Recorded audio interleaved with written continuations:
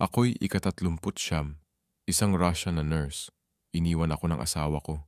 Lumalaki ang mga utang at ang mga bangko'y nagbabanta na kunin ang maliit kong apartment.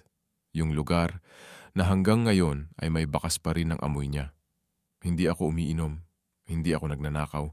Napagod lang akong mabuhay sa bansang ang mga doktor at nurse ay mas mababa pa ang kita kaysa sa mga tagalinis sa paliparan. Isang araw, nakita ko ang isang anunsyo. Kailangan ng personal nurse sa Dubai. Mataas ang sahod, mahigpit ang pagiging kumpidensyal. Akala ko pagkakataon ko na yon. Pero nang idinaan nila ako sa mga bulwagang marmol papunta sa kanya, sa sheikh na sinasabing isinumpa, doon ko naramdaman na hindi ako tumapak sa paraiso, kundi sa isang bitag. Ang unang gabi ay nauwi sa isang bagay na hindi ko inasahan. Huwag mag-skip, mag-subscribe at pakinggan hanggang dulo. Kumikinang ang Dubai na parang mirage na gawa sa salamin at apoy. Sa gabi, ang lungsod ay nagiging parang buhay na nilalang, pumipintig, maingay at nakabibingi sa karangyaan. Pero sa likod ng makinang na harapan ng mga skyscraper, may mga bagay na binubulong lang sa sulok ng mga elitistang klinika. At ang sentro ng lahat ng bulungang iyon, ang palasyo ni Sheikh Samir Al-Zaher. Marami ng alamat tungkol sa kanya. May nagsasabing isinumpa siya. May nagsasabing ang mismong may-ari ng palasyong iyon ay nakipagkasundo sa dilim. Sa huling 6 na buwan, 6 na nurse ang tumakas mula roon. Lahat sila'y tahimik, namumutla, nanginginig ang mga kamay, at iisa lang ang nasasabi, hindi siya tao. Sa personnel agency, ginawa na itong biro. Hindi tao, edi ano? Jin? Tawa ng mga manager. Pero sa likod ng biro nila, halatang may gumugulo sa kanila. Dahil bawat babaeng iyon ay pumirma ng kontratang may malaking halaga at bawat isa, bago pa matapos ang unang buwan, kusang isinuko ang pera at nangakong hindi na babalik. Si Sheikh Samir Al-Zaher ay naging alamat hindi lang sa kayamanan niya. Sinasabing mayroon siyang mga lupain, langis, hotel, yacht, pero higit na pinag-uusapan ang sakit niya. Wala pang doktor o propesor mula Europa o Amerika ang nakakaunawa kung ano iyon. Minsan hindi siya makatayo ng ilang linggo, halos kinakain ng matinding sakit. Pero may mga araw na para siyang demonyong nakabalat tao, nagwawala sa loob ng palasyo na parang bagyo. Walang gamot, walang dasal ang tumatalab, at ang sino mang nangangahas pumasok sa silid niya ay lumalabas na ibang tao, sirang-sira. Noong gabing tumakas ang pinakahuling nurse, amoy insenso at takot ang pasilyo. Nanginginig ang babae habang tinatanggal ang puting uniforme, hindi man lang tumitingin sa kahit sino. Hawak niya sa mga daliri ang maliit na krus at naririnig ang pagbulong niya. Saksi ang Allah, hindi na ako babalik. Nakatayo si Mutaima, ang pangunahing tagapaglingkod ng sheikh, at hindi kumikilos. Ang kanyang mga matang maitim ay parang malalalim na balon sa gitna ng disyerto. Walang pumipigil, bulong niya. Pero tandaan mo, anak, may kapalit kahit ang pagtakas. Nang sumara ang pinto sa huling nurse, binalot ng katahimikan ng palasyo. Sa malayo, sa gitna ng buhangin, may humahaplos na hangin na tila bumubulong. Isa na namang umalis. Dahan-dahang tumingala si Mutaima sa kupola ng kisame kung saan naglalaro ang ginintuang liwanag ng mga lampara. Panginoon ko, sabi niya sa dilim, kailangan na natin ng bagong nurse. Mula sa aninoy may paos na tinig na sumagot, hayaan mong siya ang huli. Sa maliit na apartment sa isang sulok ng Moscow, humuhuni ang lumang refrigerator. Nakaupo si Natalia sa lamesa, nakapalibot ang mga bunto ng bayarin, kuryente, tubig, credit, renta. Sumisikip ang mga numero sa paningin niya na parang hatol. Isa siyang doktor, mahusay na doktor, pero kulang na kulang ang sweldo niya para mabuhay. Nang tumunog ang cellphone niya, napakislot siya. Sa Telegram channel kung saan nagpapalitan ng chismis at sideline ang mga kapwa niya, may bagong mensahe. Kailangan ng nurse doctor, private patient sa Dubai. Sahod, $100,000 kada taon. Urgent. Matagal niyang tinitigan ang screen, 100,000. Kayang baguhin ng halagang iyon ang buhay niya. Alam niyang may mga anunsyong may kahina-hinalang pinagmulan, pero sinusunog siya ng bigat ng mga utang. Paano kung pagkakataon ko na? Bulong niya. Yung bulong na sinasabi ng lahat ng nagdesisyong sumugal. Makaraan ang 2 araw, sinalubong na siya sa airport ng Dubai. Mainit ang hangin, amoy pampalasa at gasolina. Sa bungad, may nakatayong babae na nakadamit ng mahabang kulay indigo. Dr. Natalia, ako si Mutaima. Hinihintay ka na. Magalang ang ngiti ng babae pero may kung anong anino sa kanyang mga mata. Kailangan kitang bigyan ng babala, sabi niya habang tumatakbo ang sasakyan sa gitna ng mga palm at glass towers. Malubha ang sakit ng aming Panginoon at hindi siya simpleng pasyente.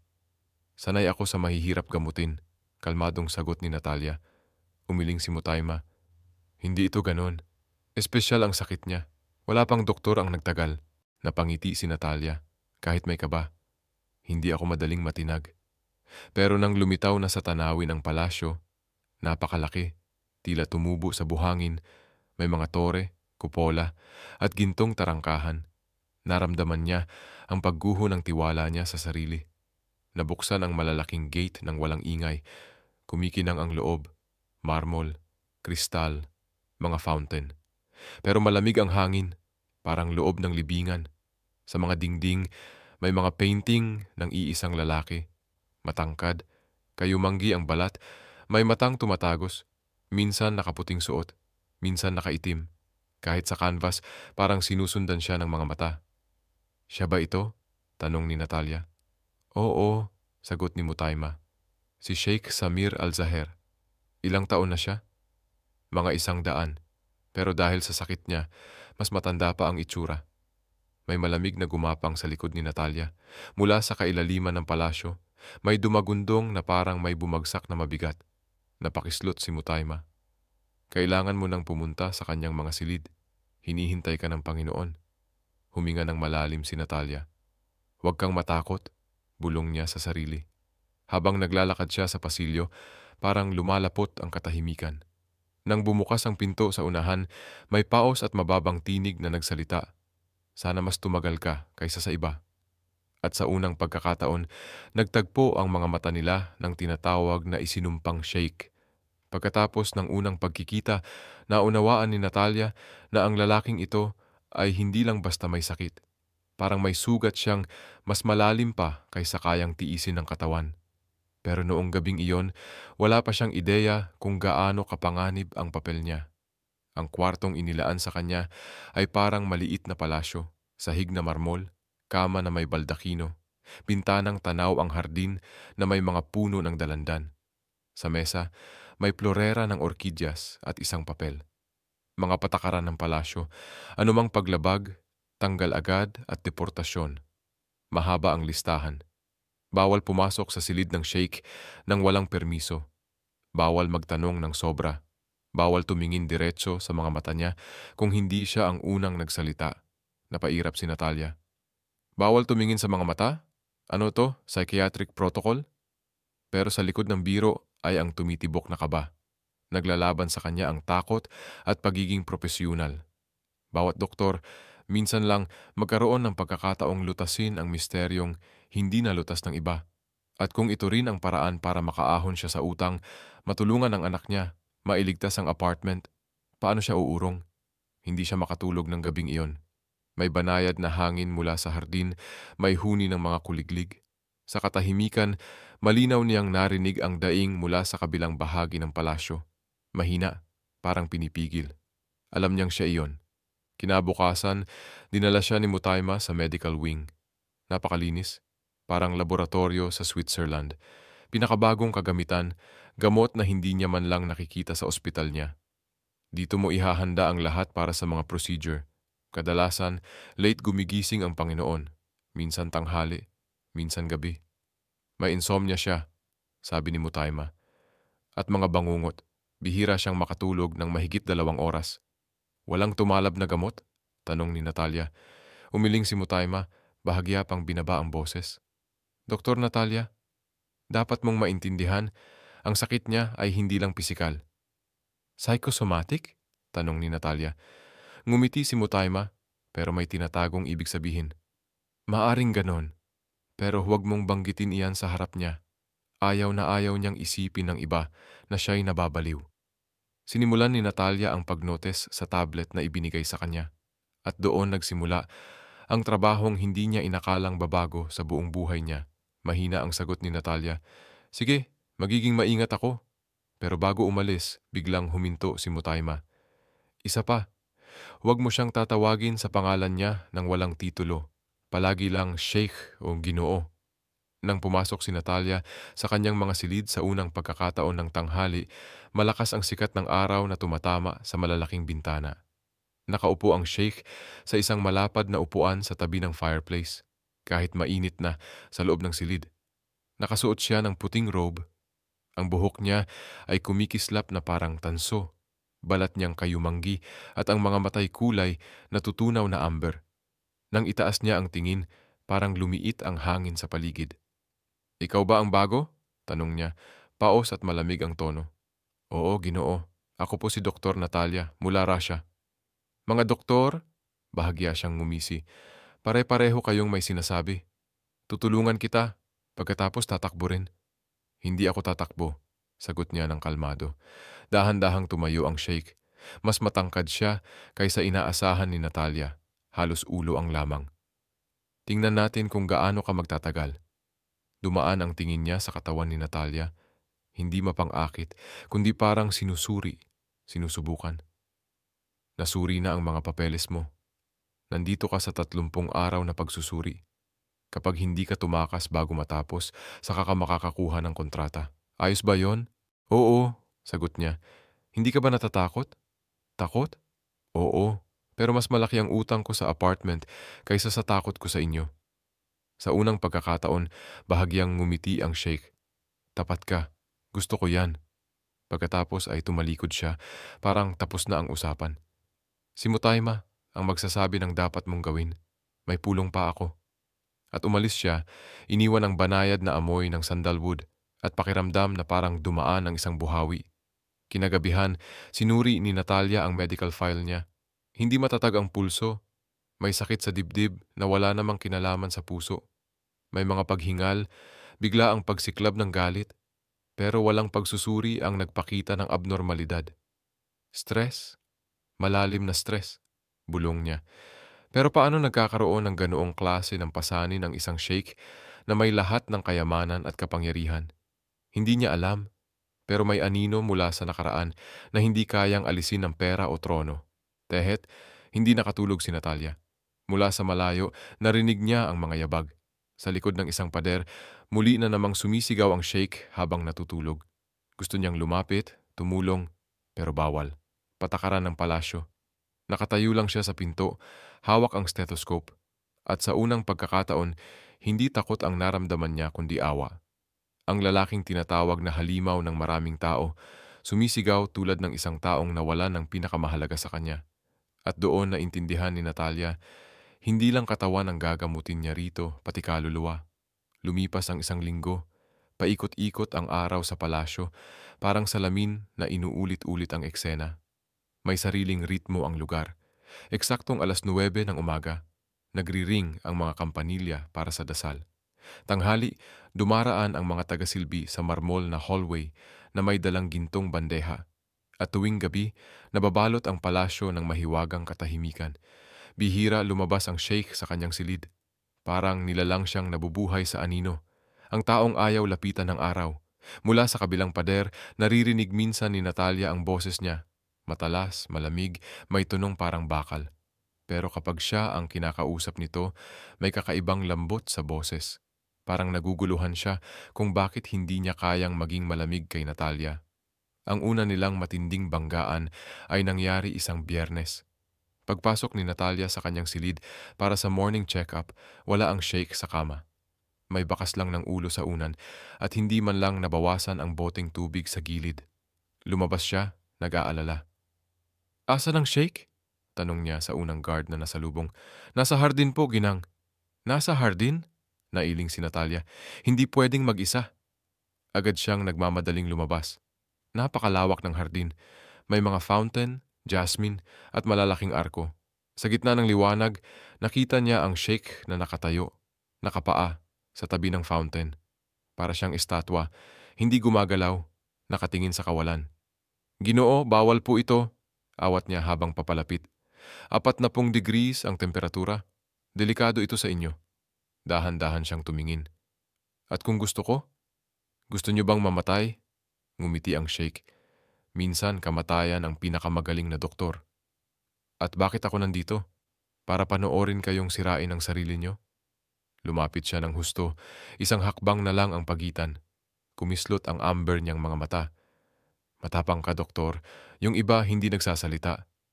Siguro nga, pero hindi ako kagaya nila. Tinitigan siya ng matagal. Kung ganon, sige, gawin mo ang gusto mo. Pero tandaan mo, dagdag niya matapos ang ilang segundo, ako ang amo ng palasyong ito. At ako ang doktor, sagot ni Natalia. Kung gusto niyong manatili ako, kailangan niyo ring sundin ang ilang payo. Ilang tubong segundo ang katahimikan, napakalalim na dinig ang patak ng tubig sa fountain. At saka siya ngumiti, totoong ngiti, sa unang pagkakataon. Pagbibigyan kita para sa araw na ito. Pag-alis niya, hindi maiwasan ni Natalia ang mapatitig. Sa unang pagkakataon, hindi siya mukhang nakakatakot. May isang saglit na naging tao siya, hindi alamat. Kinagabihan, sinusuri niya ang mga notes. May kakaiba. Sa section na pagtulog, hindi natulog. Sa sakit, lumalala tuwing takip silim. Napaisip siya. Lumalala tuwing sunset, maaaring trauma o alaala mula sa isang pangyayari sa oras na iyon. At doon niya ginawa ang unang paglabag sa mga patakaran. Kinuha niya ang isang lumang folder, confidential. Mga tala ng mga dating doktor. Walang pisikal o neurological na dahilan. Malalakas na bigla ang episodes. Hindi tumutugon sa tanong tungkol sa nakaraan. Posibleng post-traumatic syndrome. Minsan, binanggit ang pangalang Amira. Amira. Para iyong buntong hininga. Paulit-ulit niyang binulong at may malamig na haplos na gumapang sa likod niya. Kinabukasan, sinalubong niya si Mutaima sa hagdan. Sino si Amira? Tanong niya diretsahan. Nanigas si Mutaima. Sino ang nagsabi sa iyo ng pangalang yon? Nakita ko sa medical records. Tumalikod si Mutaima. Kalimutan mo. Hindi mo kailangan yan. Pero mahalaga ito sa gamutan. Hindi iyan ginagamot, malamig niyang tugon. At umalis. Iniwan si Natalia na nakatayo, may kumikirot na kakaibang pakiramdam. Halo ng awa, kaba at matinding pagnanais maunawaan ang katotohanan. Kinagabihan, habang lumulubog ang araw at naging kulay ginto ang mga ilaw ng palasyo, dinalhan niya ng gamot ang sheikh. Naupo ito sa tabi ng bintana, nakatitig sa dilim. Ginoo, inumin niyo na po ang gamot. Hindi siya lumingon. Para saan pa? Hindi naman tumatalab. Pero kailangan niyong sundin ang schedule. Kailangan? Wala akong kailangan gawin. Hindi sa'yo, hindi sa kanila, hindi kahit sa Diyos. Tinamaan ang loob ni Natalia, pero hindi siya nagpakita ng emosyon. Kahit para sa sarili niyo, sabi niya. Sa wakas, tumingin ang sheikh sa kanya. Mabigat ang tingin, pero hindi galit. Para sa sarili ko, ulit niya. Paano kung galit ako sa sarili ko? May kumirot sa dibdib ni Natalia. Kung ganon, gawin niyo para sa taong minsan ay nagmahal sa inyo. Umigtad ang mga daliri ng sheikh. Nahulog ang isang tableta, tumama sa marmol. Pinulot niya iyon, dahan-dahang pinisil sa palad. Kakaiba ang mga salita mo, doktor. Hindi ka katulad ng iba. Siguro dahil hindi ako sanay matakot sa sakit, sagot niya. Tahimik siya ng matagal. Pagkatapos ininom ang tableta. Titingnan natin kung gaano ka magtatagal, Natalia, bulong niya. Kinagabihan, muli siyang sumisigaw habang natutulog. Nasa labas lang si Natalia nakikinig. Gusto na niyang pumasok, pero hindi. Hindi pa niya pwedeng tawirin ang linyang iyon. Pero alam ng puso niya, hindi lang pasyente ang lalaking ito. May kung anong mas malalim na unti-unting humihila sa kanya. Kinabukasan, ramdam sa buong palasyo ang tensyon. Mahinang mag-usap ang mga taga-silbi. Ang mga guard parang naghihintay ng kung anong masama. At si Mutaima tila may kinakatakutan. Hindi alam ni Natalia kung bakit, hanggang makita niya ang isang binatang nakasuit, mukhang mayaman at makapangyarihan. Si Rashid Al-Zaher, kapatid ng sheikh. Ginang Natalia, bati niya, magalang pero malamig. Sabi nila kakaiba ka. Kung tungkol sa accent ko, oo, Russian ako. Napangiti siya. Hindi tungkol sa pagiging matatag mo. Lumingon siya, sinusuri si Natalia. Hindi gusto ng kapatid ko ang mga taong lumalabag sa batas niya. Hindi ko gusto na ang pasyente ay nasasaktan dahil sa sarili niyang mga batas, sagot niya. Kumunot ang noo ni Rashid. Akala mo kaya mo siyang baguhin? Hindi, sagot ni Natalia, pero susubukan kong tulungan siya. Hinigpitan ni Rashid ang titig. Good luck, doktor. Kakailanganin mo yon dito. Когда она вошла в покое, шейх стоял у окна в белом халате, опираясь на трость. За ним тяжелые портьеры, за которыми выл ветер. «Вас уже успели предупредить, что я невыносим», — бросил он, не оборачиваясь. «Да, господин. И даже посоветовали сбежать».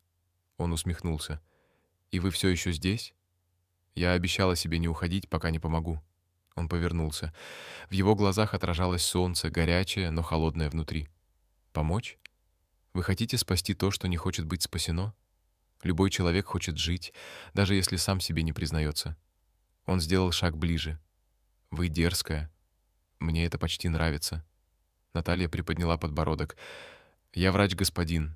Не игрушка для ваших настроений». Между ними повисла пауза. В воздухе чувствовалось электричество, как перед грозой. И вдруг он рассмеялся. Коротко, без злости. «Впервые вижу женщину, которая не боится меня. Я видела людей страшнее боли», — тихо ответила она. «Вы просто прячетесь за гневом». Он резко замолчал. «Хватит». Осмотр. Она проверяла давление, пульс, делала пометки в планшете. Он молчал, но следил за каждым ее движением. Когда она подняла глаза, их взгляды встретились. На миг все вокруг исчезло. Только эти глаза, полные тайны и усталости. «Все в норме», — сказала она, чувствуя, как внутри что-то дрогнуло. «Но вам стоит есть. Еда не лечит душу, доктор, но лечит тело, без которого душа далеко не уйдет». Он усмехнулся. «Вы философ. Неудивительно, что остальные врачи сбежали.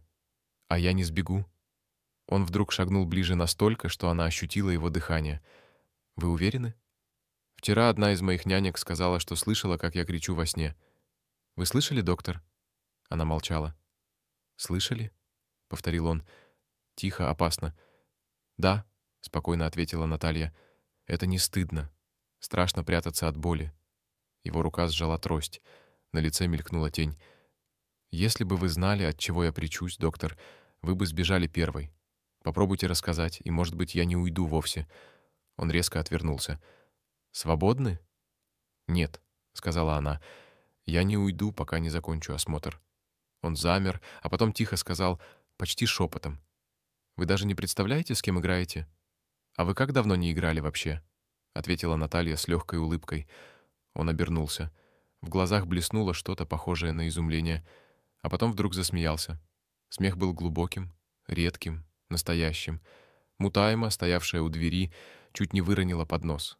Она не слышала смеха шейха много лет.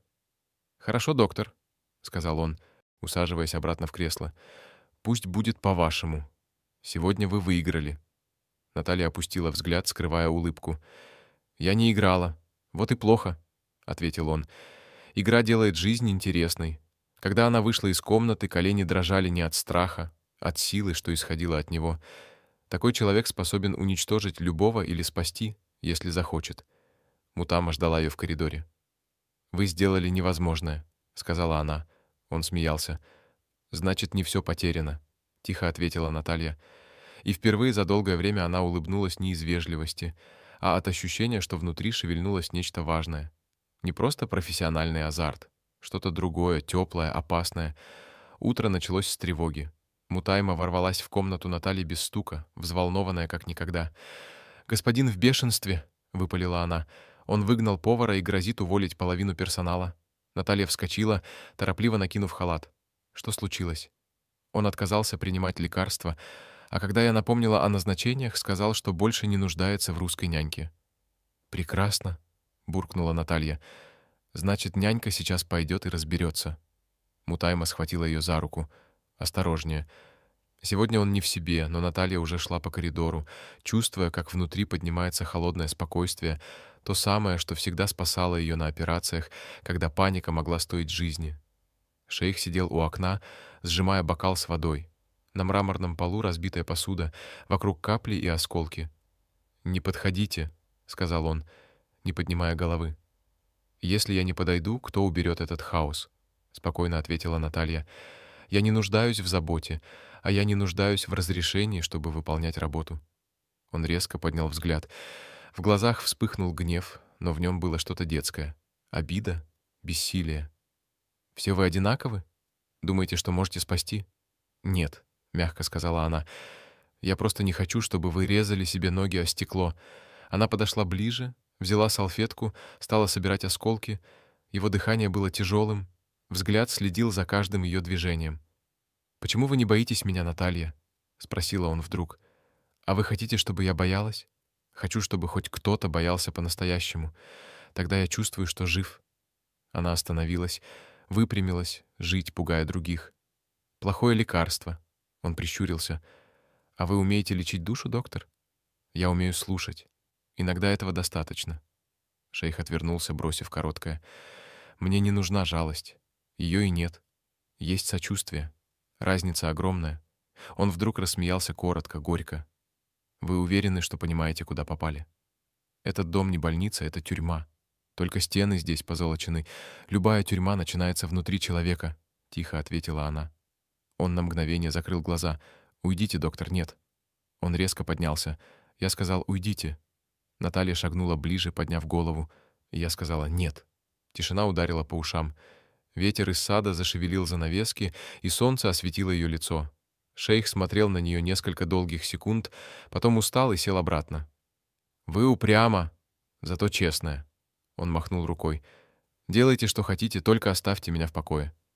День после осмотра Наталья спустилась в сад, где слуги тихо перешептывались. Она слышала их слова. Новая медсестра не продержится и недели. Шейх снова в ярости.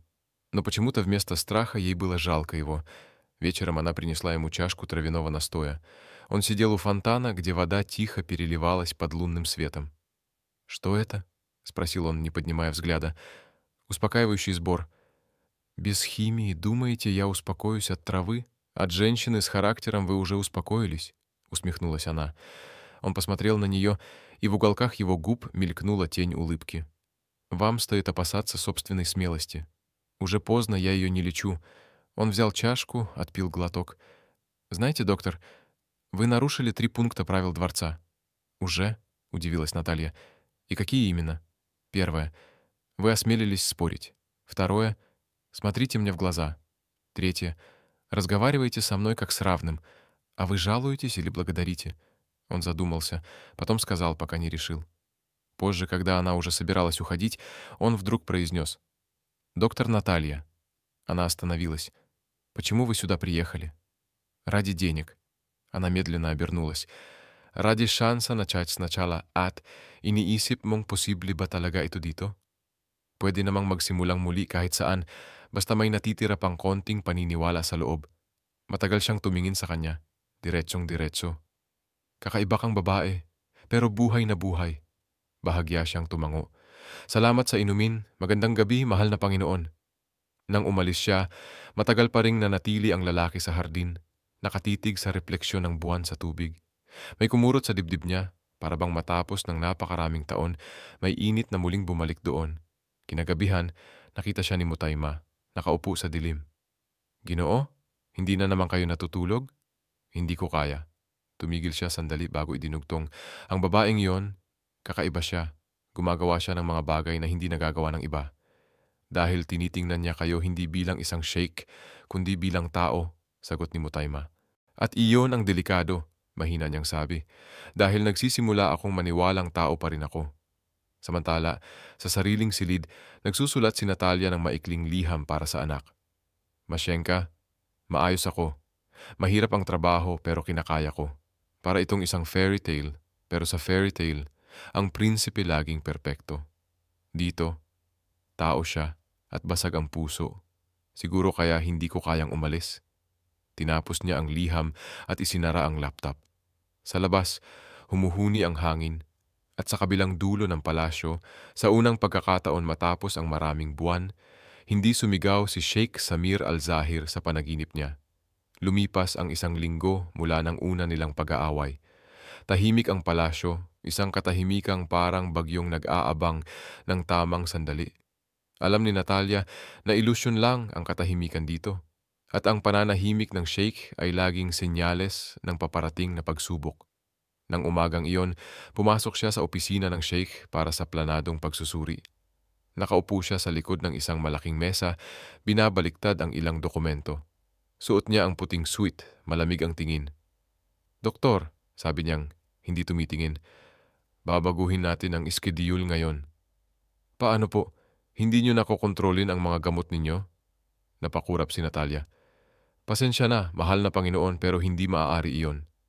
Iyan ay utos. At hindi ako susunod sa utos na makakasama sa pasyente." Dahan-dahan niyang itinaas ang ulo. "Nalilimutan mo na ang lugar mo, doktor?" "Hinding-hindi. Alam ko lang kung bakit ako nandito." Kumislap ang mga mata niya. "Iniisip mong alam mo kung ano ang kailangan ko? Ang alam ko ay kung ano ang hindi niyo kailangan. Ang mamatay sa isa na namang atake." Tumayo siya, lumapit, at halos dumikit ang mukha sa kanya. "Wala kang karapatang kausapin ako ng ganyang tono. At wala rin kayong karapatang pahihirapan ang mga taong sumusubok kayong iligtas." Ilang segundo, nakakabinging katahimikan, parang kwerdas na sobrang kapit. Bigla siyang umurong. "Sige, patunayan mong tama ka. Ikaw ang sasagot sa lahat ngayong araw. Kapag lumala ang lagay ko, tanggal ka." "Sumasang-ayon ako." Napatitig siya rito. "Walang takot. Walang ilusyon," sagot ni Natalia habang humaharap sa mesa para bang tapos na ang usapan. At sa unang pagkakataon sa matagal na panahon, wala siyang naisagot. Buong araw ay puno ng tensyon. Hindi lumabas ang sheikh sa kanyang silid at nang dalhan siya ng tanghalian ni Natalia, hindi man lang nagalaw ang pagkain. "Hindi kayo kumakain," sabi niya. "Ayaw ko. Kung ganon, hihintayin ko kayo hanggang kumain kayo." "Ang tigas ng ulo mo," malamig niyang tugon. "At dahil diyan, naliligtas ang buhay. Hindi lang sa inyo." Wala siyang sinabi, pero makalipas ang ilang minuto, kinuha rin niya ang kutsara. Habang kumakain siya, lumalambot ang tingin niya. Nakita ni Natalia na sa likod ng tigas ng ulo, may pagod. Halos parang bata. "At alam mo," mahina niyang sabi, "may pinapaalala ka sa akin, isang babae. Hindi rin siya sumusuko." "Ang ina niyo?" Umiling siya. "Hindi. Ang fiancé ko." Parang tumigil ang tibok ng puso ni Natalia, pero bago siya makapagtanong, sinabi niya, "Patay na siya." Pagkatapos noon, nanahimik ang silid. Hindi na siya nagsalita. Kinagabihan, naglalakad si Natalia sa pasilyo nang marinig ang isang tinig. "Doktor Natalia?" Huminto siya. Nakatayo ang sheikh sa may balustrada, may hawak na basong tubig. "Bakit nandito ka pa rin?" tanong niya. "May pagkakataon ka namang umalis tulad ng iba." "Dahil hindi ako tumatakbo mula sa mga sugat ng ibang tao." Malalakas na salita. "Hindi. Katotohanan lang." Lumapit siya ng isang hakbang. "Hindi mo naiintindihan. Delikado ako."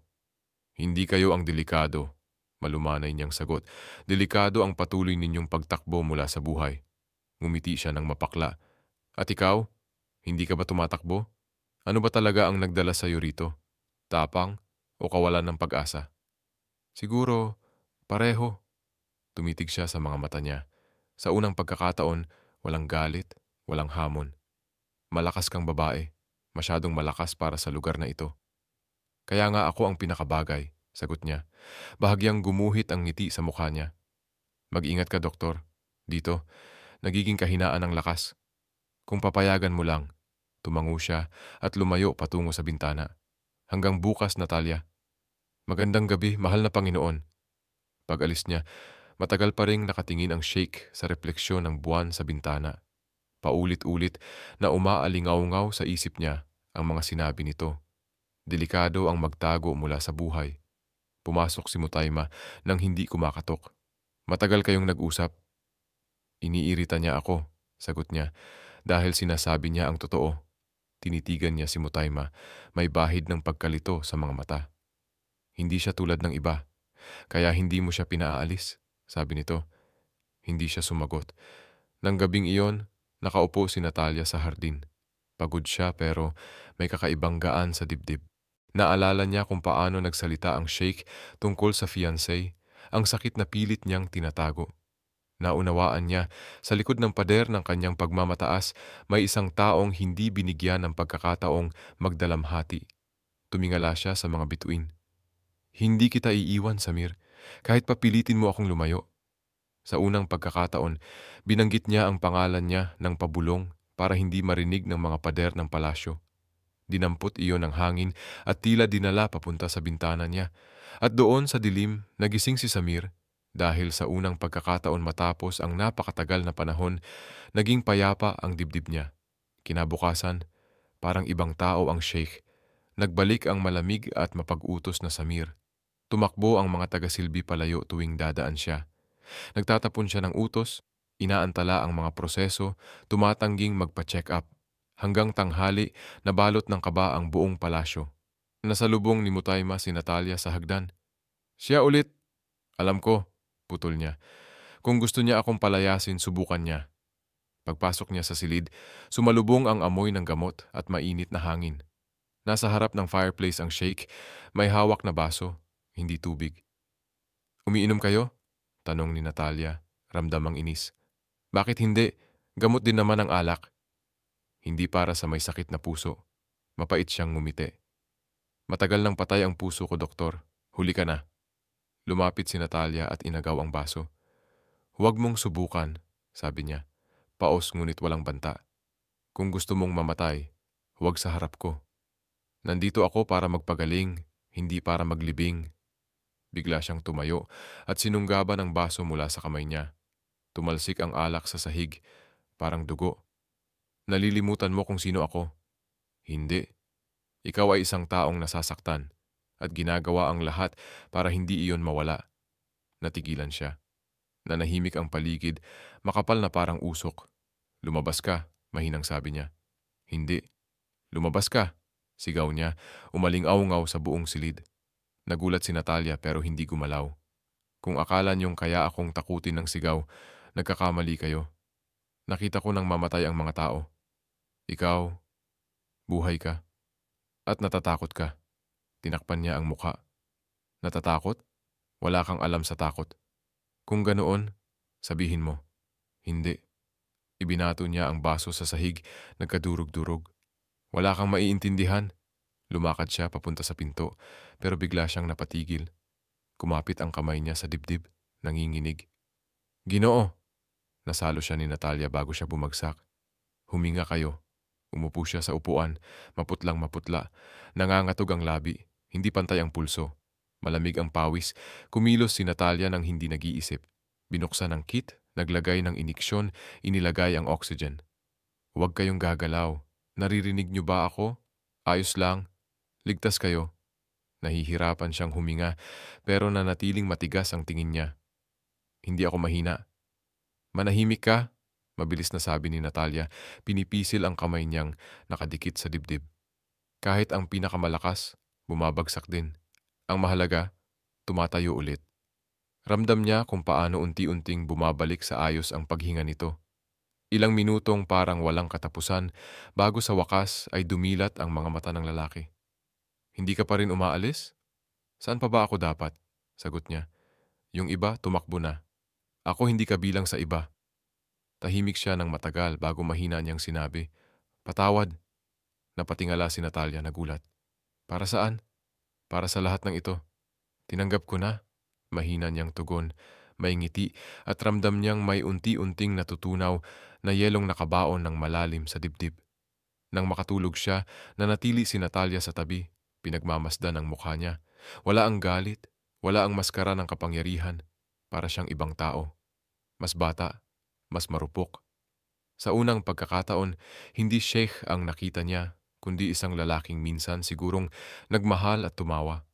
Maingat niyang inayos ang kumot. Napatingin siya sa maliit na larawan sa tabi ng kama. Isang babaeng may malambot na mukha at malungkot na mga mata. Sa baba nito, nakasulat sa Arabic, Amira, parang may tumusok sa puso niya. Ito ang pangalang binabanggit niya sa bintang lagnat, ang dahilan ng paghihirap ng kaluluwa niya. Gabi na nang pumasok si Mutayma. Tulog na siya? Oo, Nagkaroon ng atake, pero mas maayos na ngayon. Umupo si Mutayma sa harap niya. Ginawa mo ang imposibleng bagay. Walang ibang nakapagpapanatag sa kanya kapag ganyan ang lagay niya. Ginawa ko lang ang trabaho ko, umiling si Mutayma. Hindi lang iyon. Kinausap mo siya noong gusto na niyang sumuko. Hindi siya gustong mamatay, sagot ni Natalia. Hindi lang niya alam kung paano mabuhay pagkatapos ng lahat. Matagal na tahimik si Mutayma bago nagpatuloy. Nang namatay si Amira, nawala ang tiwala niya sa tao, sa Diyos, pati sa sarili. Nung nangyari iyon, 1 linggo bago ang kasal, bumagsak ang eroplanong sinasakyan niya sa disyerto. Siya mismo ang naghanap. Ang nakuha lang niya ay isang bracelet. Simula noon, dagdag niya, gabi-gabi niyang nakikita ang pagkamatay nito. Pumikit si Natalia. Kaya pala, ngayon ko lang ganap na naintindihan. Ano ang gagawin mo ngayon? Tanong ni Mutayma. Susubukan kong ibalik siya sa buhay. Hindi sa pamamagitan lang ng gamot, kundi ng kaluluwa. Ng kaluluwa, ulit ni Mutayma, parang sinasang-ayunan. Lumabas si Natalia sa hardin ng gabing iyon. Tahimik ang hangin, amoy jasmine. Umupo siya sa tabi ng fountain, inilubog ang mga kamay sa malamig na tubig. Ang nararamdaman niya ay hindi awa, mas malalim pa. Isang koneksyong hindi niya kayang iwasan. Alam niyang kapag nanatili siya, malalagay sa panganib hindi lang ang puso niya, kundi pati ang kalayaan niya, pero hindi na siya makaalis. Sa itaas may sindi ang ilaw sa silid nito. Tumingala siya at mahina niyang bumulong, "Hindi ka nag-iisa, Samir. Hindi na ngayon." At ang hangin na kumaluskos sa mga dahon parang sumagot, mananatili siya. At pumasok ang 3 buwan ni Natalia sa palasyo. Hindi na niya binibilang ang mga araw. Lumilipas ang mga ito na parang buhangin ng disyerto. Pare-pareho, pero bawat isa may iniiwang marka. Tahimik na ang sheikh, mas bihira ang mga atake, pero ang mga mata niya ay nananatiling malamig, parang may nakatagong dilim na ayaw magpaalis. Minsan, lumalabas siya sa hardin at napapansin ni Natalia kung paano siya tumitingala sa langit ng matagal. Ano po ang hinahanap ninyo roon, mahal na Panginoon? Tanong niya minsan. Mga sagot, sagot niya. Pero parang matagal nang nakalimutan niyo ng langit. Baka hinihintay lang nitong kayo mismo ang pumiling makinig, sagot niya. Hindi siya sumagot, pero ngayon lang hindi siya lumayo. Gabi sa Dubai. Mabigat ang init, parang may sariling sakit ang hangin. Hindi pa natutulog si Natalia, nag-aayos ng mga tala at gamot, nang biglang tumunog ang internal phone. Doktor, dali sa silid ng sheikh. Nanginginig ang boses ni Mutayma. Sumisigaw na naman siya. Mabilis siyang tumakbo. Bukas ang mga pinto, nagkakagulo ang mga tagapagbantay. Nakahandusay ang sheikh sa sahig, hawak-hawak ang dibdib. Maputla, nanlalamig, nangingitim ang labi. Bumabagsak ang pressure, bulong ni Mutayma. Tawagin ko ang doktor.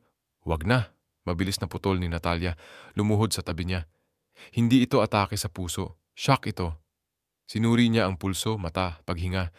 Lahat ay tulad ng isang matinding panic attack, 10 ulit na mas malakas. Pakinggan mo ako, Samir, bulong niya. Huminga ka, naririnig mo ba? Hingang malalim. Hindi siya tumutugon. Nakadilat ang mga mata pero nakatingin sa kawalan. Amira, mahina niyang sambit, huwag kang umalis. Parang sinundot ang puso ni Natalia. Nandito ako, mabilis niyang sagot. Samir, naririnig mo ba? Nandito ako.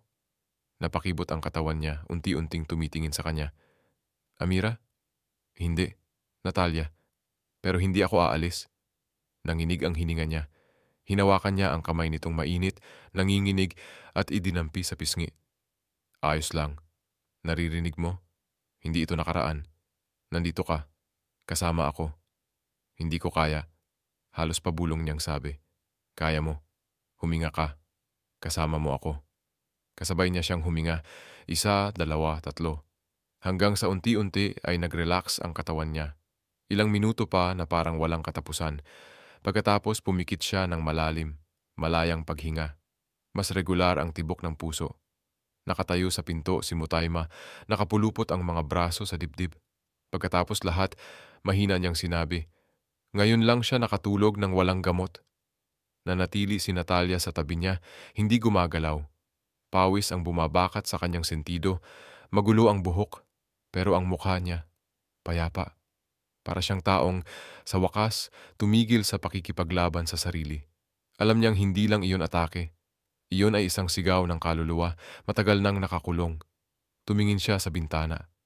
Ang unang liwanag ng umaga ay sumisilip, rosas ang kulay ng langit. Parang pati ang mundo ay sabay nilang huminga. Diyos ko, mahina niyang dasal. Iligtas mo siya, kahit hanggang umaga lang. Nang dumilat siya, ang unang nakita niya ay si Natalia. Pagod, gusot ang buhok, pero matatag. Hindi ka natulog, sabi niya. Hindi, hindi ko kaya. Umupo siya dahan-dahan. Ano yon? Hindi sakit, sagot niya. Sugat iyon, sa loob, at pinoprotektahan ng isip mo ang sarili mo. Kumunot ang noo niya. Sa tingin mo, baliw ako? Sa tingin ko, tao ka, sagot niya. Isang taong matagal ng pasa ng bigat na hindi kayang buhatin ng sino man. Iniwas niya ang tingin. Wala kang alam tungkol sa akin. Pero nakikita ko, sagot niya, may sigaw sa loob mo. Hanggang hindi mo hinaharap yon, walang gamot ang makakatulong. Tinitigan niya si Natalia, hindi na malamig, kundi magkahalo ang paghamon at pasasalamat. Kung ganon, ano ang mungkahi mo? Na magsimula ka ng magsalita sa akin, sa sarili mo, at nandito lang ako. Bahagya siyang natawa. Medyo baliw ka, doktor, pero epektibo.